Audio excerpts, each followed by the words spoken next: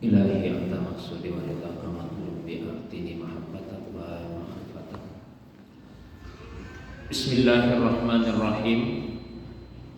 Assalamualaikum warahmatullahi wabarakatuh.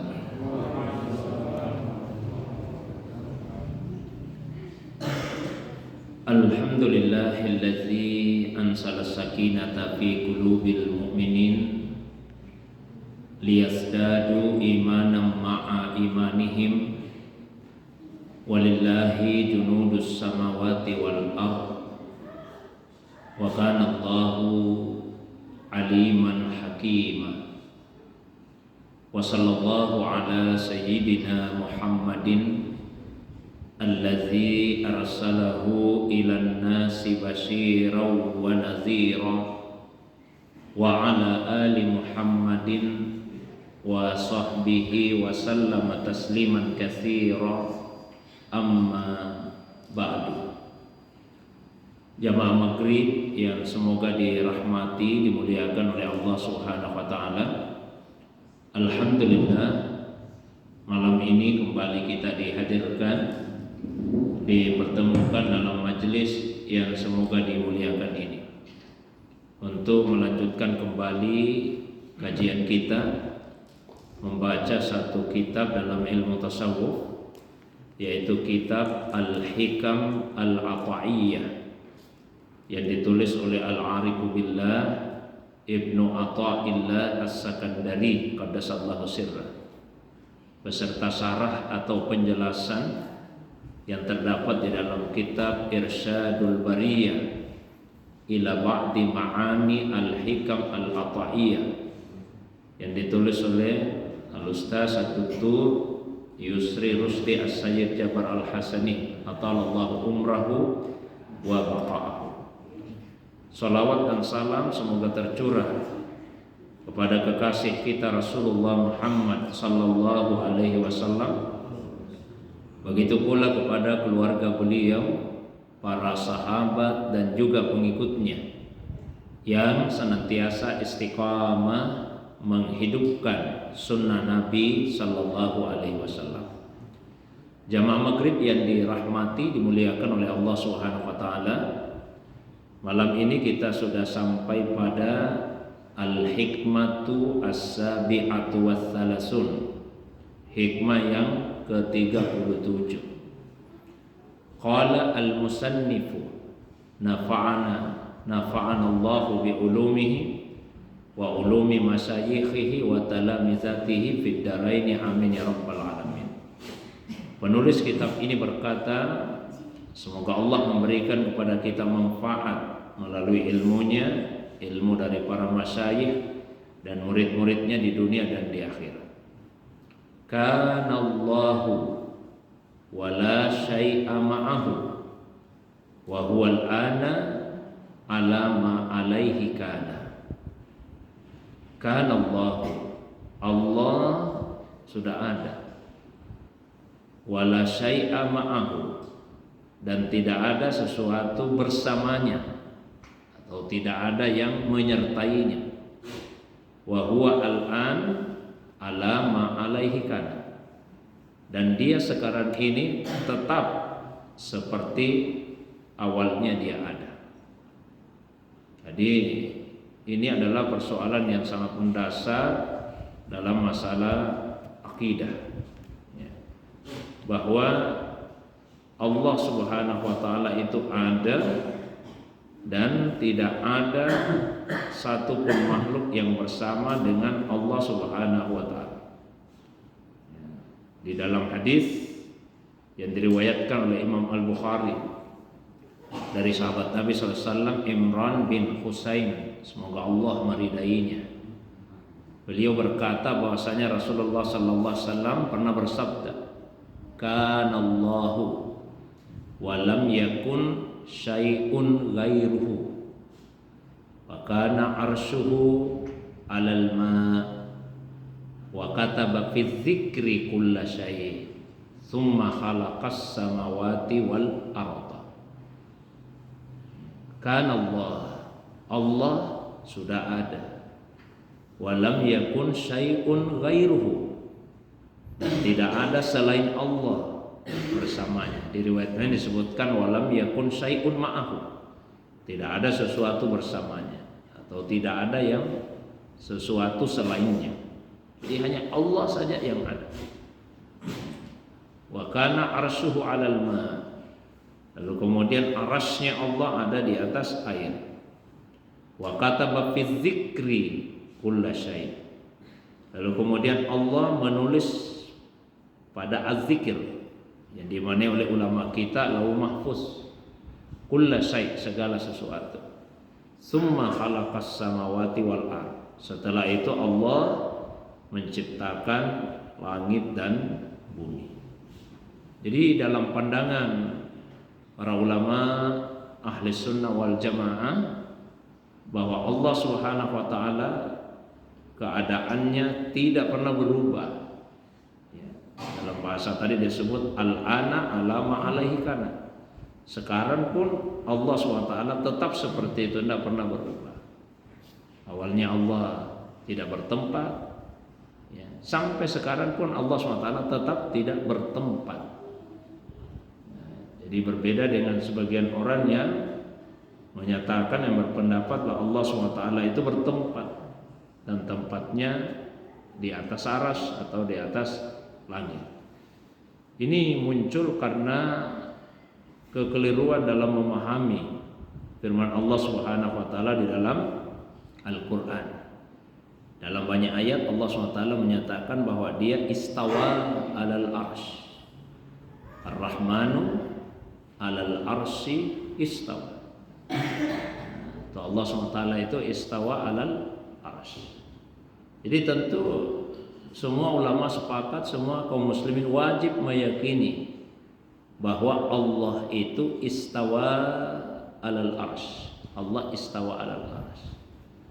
Tapi apa makna dari istawa alal arsy itu? Itulah yang kemudian terjadi perbedaan pendapat. Ada yang memahami bahkan kemudian menerjemahkan istawa diterjemahkan dengan bersemayam. Nah, terjemahan ini yang tidak tepat. Karena kalau kita lihat misalnya dalam bahasa Indonesia, yang namanya bersemayam itu berarti duduk, bertempat, berdiam. Kalau bersemayam di hati dimaknai dengan terpatri di dalam hati. Dan ini semua adalah sifat-sifat makhluk, yang tidak sesuai untuk disifatkan kepada Allah Subhanahu wa ta'ala. Karena Allah SWT menyatakan di dalam Al-Quran, walaisa kamitslihi syai'un wa huwas samiul basir, dan tidak ada sesuatu yang semisal dengan Allah Subhanahu wa ta'ala, dan Dia itu Maha mendengar dan Maha melihat. Kata istawa punya belasan makna. Yang dipilih oleh banyak ulama untuk ayat tadi, istawa di situ maknanya adalah istilah, menguasai. Jadi Allah SWT menguasai aras. Tentu semua makhluk dikuasai oleh Allah SWT. Nah, dalam gaya bahasa Arab ini dinamakan dengan zikrul juz wa urida bihil kul li ahammiyati hadzal juz. Menyebut sebagian, tapi yang dimaksud adalah keseluruhan. Mengapa bagian itu yang disebut? Karena pentingnya bagian yang disebut. Di bahasanya, sedangkan aras saja Allah kuasai, apalagi yang dibawanya aras, tentu Allah lebih menguasainya lagi. Ada juga ulama kita yang mengambil sikap takwid, menyerahkan maknanya kepada Allah Subhanahu wa ta'ala. Yang jelas tidak dimaknai dengan bersemayam dalam arti bertempat atau duduk atau berdiam atau menetap di atasnya aras. Ada yang kemudian berargumen bahwa buktinya Rasulullah SAW ketika Mi'raj itu diperjalankan ke atas langit untuk berjumpa dengan Allah SWT. Berarti Allah ada di atas langit. Tentu argumen ini tidaklah benar, tidak tepat. Jadi berdalil dengan peristiwa Mi'raj untuk menyatakan bahwa Allah itu ada di atas langit, itu tidaklah tepat. Kalau itu dijadikan dasar, dijadikan dalil argumen, maka tentu kita juga bisa mengatakan bahwa Allah itu bertempat di Bukit Tursina. Karena Allah Subhanahu wa taala juga pernah memanggil Nabi Musa alaihissalam ke Bukit Tursina untuk menghadap kepada Allah Subhanahu wa taala. Lalu apa kita juga bisa mengatakan bahwa Allah itu berdiam, bertempat tinggal di Bukit Tursina? Tidak. Jadi Bukit Tursina itu bukan tempat tinggalnya Allah, tapi Bukit Tursina adalah tempat yang dipilih oleh Allah SWT bagi Nabi Musa untuk menjumpainya. Nah, begitulah langit. Langit itu adalah tempat yang dipilih oleh Allah SWT bagi Rasulullah SAW untuk menjumpainya. Tapi dia bukan tempat tinggalnya Allah SWT. Sama juga Pak, misalnya dikatakan tapi Rasulullah melihat Allah ketika dia berada di langit. Bukan Allah yang ada di langit, tapi Rasulullah Sallallahu Alaihi Wasallam. Sama Pak ya, kalau misalnya saya mengatakan saya melihat bulan di lantai 2 masjid. Saya melihat bulan di lantai 2 masjid. Pertanyaannya, yang di lantai 2 masjid itu bulannya atau sayanya? Saya, bukan bulan yang di lantai 2 masjid. Tapi saya melihatnya ketika saya berada di lantai 2 masjid. Tapi bukan berarti bulan itu ada di lantai 2. Nah, Rasulullah SAW melihat Allah SWT ketika beliau berada di langit. Beliau yang berada di langit, bukan Allah Subhanahu wa taala yang berada di atas langit. Kemudian yang ditegaskan juga di dalam hikmah yang ke-37 ini bahwa Allah Subhanahu wa taala itu senantiasa bersama dengan makhluk. Fala syai'a ma'ahu hatta ba'da khalqil khalqi. Tidak ada sesuatu yang bersama Allah bahkan setelah Allah menciptakan makhluk.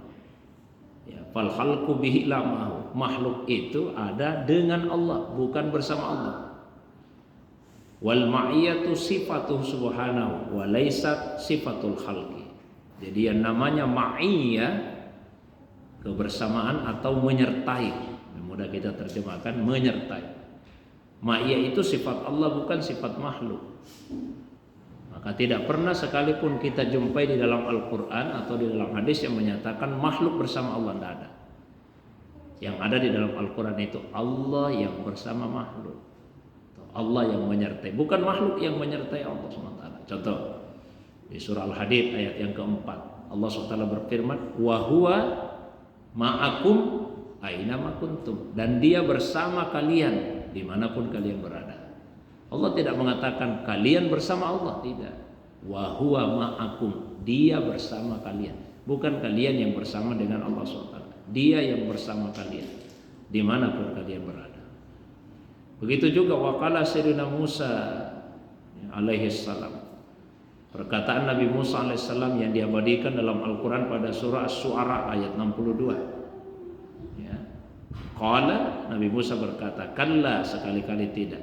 Inna ma'iya rabbi sayahdini. Sesungguhnya Tuhanku bersama saya, dia akan memberi saya petunjuk. Walam yakul, Nabi Musa tidak mengatakan ana ma'a rabbi, saya bersama Tuhanku. Yang dikatakan Tuhanku bersama saya. Beliau tidak mengatakan saya bersama Tuhanku. Sama ucapannya Rasulullah SAW kepada Abu Bakar As-Siddiq ketika berada di dalam gua, surah. Apa yang diucapkan oleh Nabi SAW? La tahzan, jangan bersedih. Innallaha ma'ana. Nabi tidak mengatakan kita bersama Allah, tapi yang dikatakan oleh Nabi adalah innallaha ma'ana, Allah bersama kita. Nabi tidak mengatakan kita bersama Allah, tapi Allah yang bersama kita. Apa bedanya? Ya, jadi ma'iyatullah itu, ma'iyah itu sifat Allah, bukan sifat makhluk. Ya, kalau makhluk itu dia bukan qaim bi nafsi, tapi dia qaim bi ghairi, ai qaim billah. Dia punya eksistensi disebabkan atau karena Allah, bukan karena dirinya sendiri. Kalau misalnya mohon maaf saya mengatakan saya bersama Allah, berarti saya tetapkan eksistensi keberadaan pada diri saya dulu. Terus tadi saya katakan saya bersama Allah. Beda kalau misalnya saya katakan Allah bersama saya. Jadi yang ada wujudnya itu Allah. Nah, saya ini tidak punya eksistensi, tidak punya keberadaan. Allah yang bersama dengan saya. Kalau saya ada disebabkan oleh Allah Subhanahu wa taala. Jadi Allah dan makhluk itu tentu tidak sejajar. Tidak bisa misalnya saya katakan kitab ini bersama atau sama-sama dengan kitab yang kedua, tidak bisa. Nah, itu sejajar. Tidak bisa Allah atau makhluk bersama Allah, bukan sejajar. Ya. Perumpamaan yang mendekati walillahil masalul a'la, meskipun Allah sangat jauh untuk diperumpamakan. Karena konsep ma'iyah itu salah satu konsep yang sangat mendasar yang dikemukakan oleh para ulama tasawuf, diantaranya oleh Syekh Yusuf Al-Makassari dalam beberapa kitabnya, di Tajul Asrar, di Subdatul Asrar. Ya, konsep dasarnya tentang ma'iyah dan ihata, bahwa Allah itu bersama makhluk. Allah juga muhit, Allah SWT meliputi makhluknya. Perumpamaan yang agak mendekati yaitu seperti ruh dengan jasad. Jadi ruh dan jasad itu bukan setara.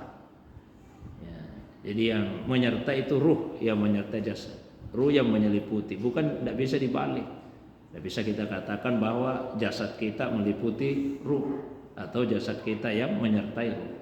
Karena jasad ini dia tidak punya eksistensi dengan dirinya sendiri. Coba kalau misalnya kita tidak punya ruh, apa jasad kita ada fungsinya, ada gunanya? Tidak ada.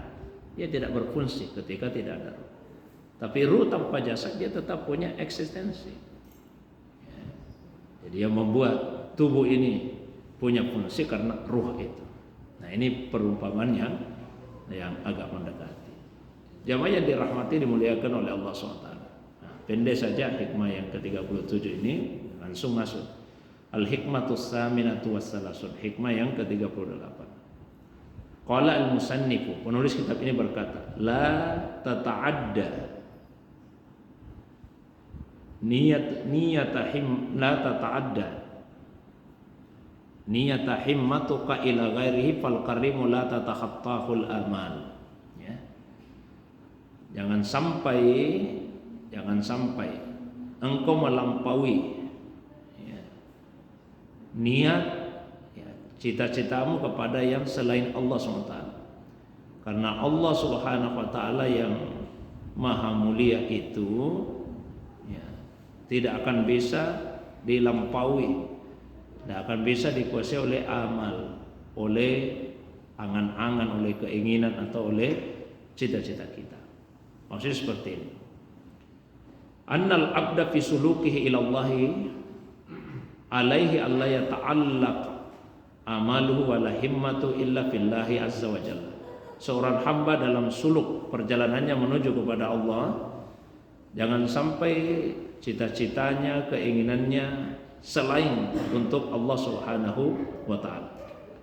Seorang hamba dalam menempuh perjalanan menuju kepada disebut dengan suluk. Perjalanan menuju kepada Allah Subhanahu wa taala ada 3 tahap.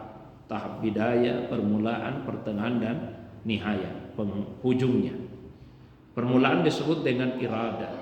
Orangnya dinamakan dengan murid. Murid itu orang yang menempuh perjalanan, tahap awal perjalanan menuju kepada itu namanya murid. Kemudian pertengahannya disebut dengan suluk. Ya, suluk. Orangnya disebut dengan salik. Di salik adalah orang yang menempuh perjalanan menuju kepada Allah dalam tahap pertengahan. Dan ujung dari perjalanan itu disebut dengan wusul. Orangnya dinamakan dengan wasil. Tapi meskipun sudah wusul sampai kepada Allah, bukan berarti perjalanan itu kemudian berakhir. Tidak.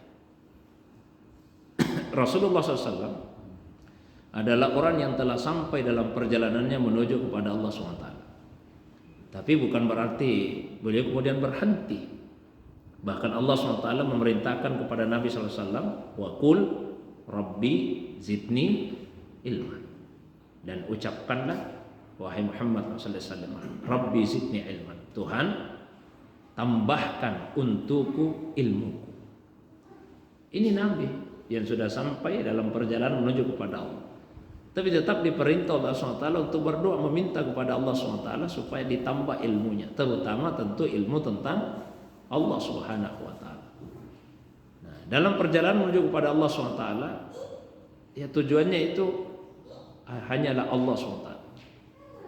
Jangan yang selain Allah Subhanahu wa taala, yang kemudian menjadikan seseorang fayatlubu minallahi kulla syai'in as-shaghir wal kabir. Ya kemudian meminta kepada segala sesuatu yang kecil yang besar. Fa huwa muftaqirun ila Allah fi akbaril asya' wa fi adaqqiha. Dia butuh kepada Allah SWT dalam hal yang lebih besar dan lebih mendalam lagi.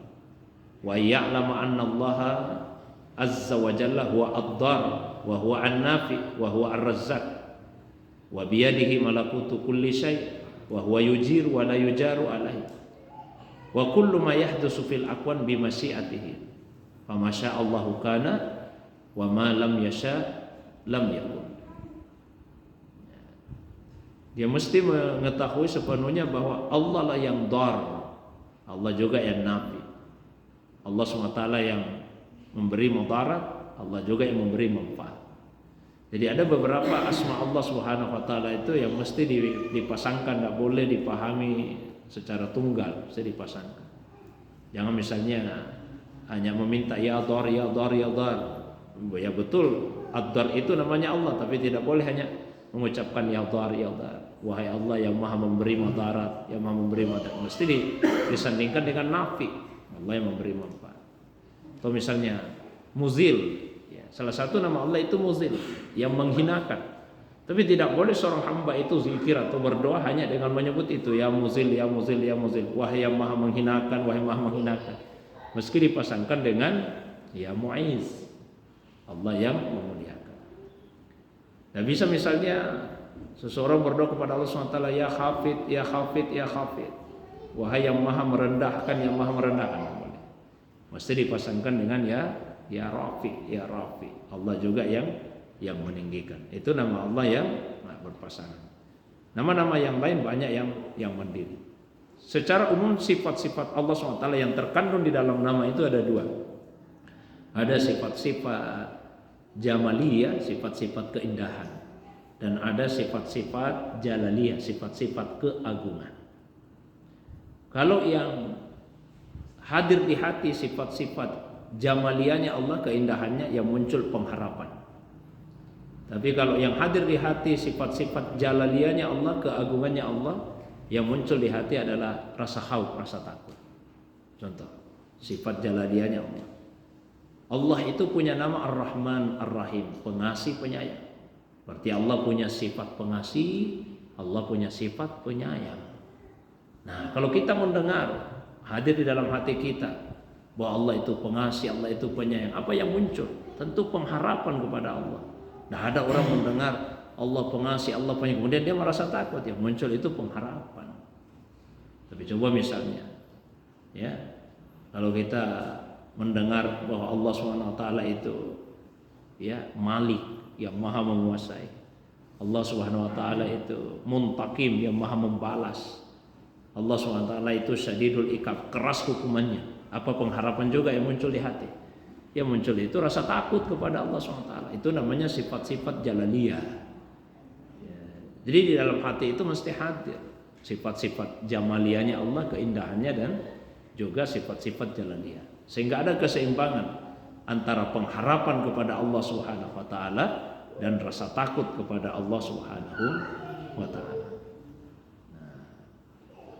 Meyakini bahwa Allah Ar-Razzaq, yang Maha memberi rezeki. Di tangannya lah kekuasaan segala sesuatu. Allah yang memberi perlindungan, memberi keselamatan, dan dia sama sekali tidak membutuhkan perlindungan. Semua yang terjadi di alam semesta ini adalah dengan masyiah, dengan kehendak Allah SWT. Apa yang Allah kehendaki pasti terjadi, dan apa yang Allah tidak kehendaki tidak mungkin terjadi. Falamma alimal arifu zalika, kalau seorang arif benar-benar menyadari itu, mengetahui itu, ta'allaqat himmatuhu bi aslil himam wa aslil ataya. Maka himmanya, cita-citanya, keinginannya ya hanya akan terikat kepada yang pokok, yang asal saja. Apa itu? Wa ta'allaqat himmatu bil Wahhab Ar-Razzaq. Himmanya hanya akan terikat, tergantung, terfokus kepada Allah yang Maha Pemberi, Allah yang Razzaq, ya, yang Maha memberikan karunia rezeki. Allazi idza lam yus'al yaghdab. Kalau dia tidak dimintai, dia akan marah. Wa idza su'ila a'ta aksara mimma su'ila. Sebaliknya, kalau dia dimintai, maka dia akan memberi bahkan lebih banyak daripada apa yang diminta kepadanya. Wa idza hasaba yaghuddu tarfa 'anil katsir. Kalau dia menghisab, menilai perbuatan manusia, banyak sekali aspek yang kemudian diabaikan. Dalam arti, seandainya semua maksiat yang kita lakukan akan dihukum, begitu banyak hukuman yang akan kita rasakan. Tapi Allah Subhanahu wa taala ya, Maha menyayangi hamba-hambanya. Jamaah maghrib yang dirahmati, dimuliakan Allah SWT. Jadi minta kepada Allah SWT. Permintaan itu dibawa doa. Dalam hadis yang sangat populer, Nabi SAW bersabda, yansilu rabbuna ila sama'id dunya hina yabqa sulusul lail al-akhir.